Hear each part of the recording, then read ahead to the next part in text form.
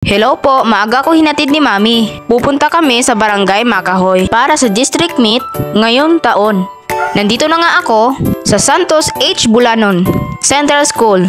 Naglakad-lakad muna ako habang naghihintay sa iba. Dito pala kami, nag-station shade kasama ng aking mga coaches at aking mga teammates na sina John Ray at Aliyah.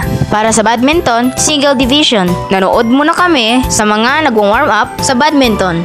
Siyempre, kami din mamaya. Bago magsimula ang palaro, nagkaroon ng maikling meeting ang mga coaches at mga players tungkol sa mga rules and regulations sa paglaro ng badminton. At sumalang na nga ako sa badminton court. Malaking Ilog Elementary School ang aking katunggali.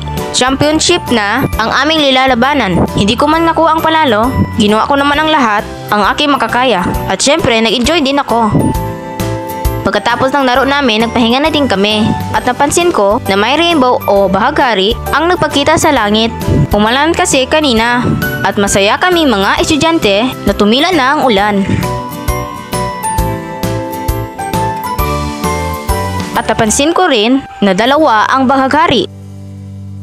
At kahit hindi ako naging champion sa laro, pinapahiwatig ng bahaghari na kahit anong pagsubok ang dumating sa ating buhay, lagi natin tatandaan na maraming darating na pag-asa at i-enjoy lang ang ating magandang buhay. Salamat sa panonood!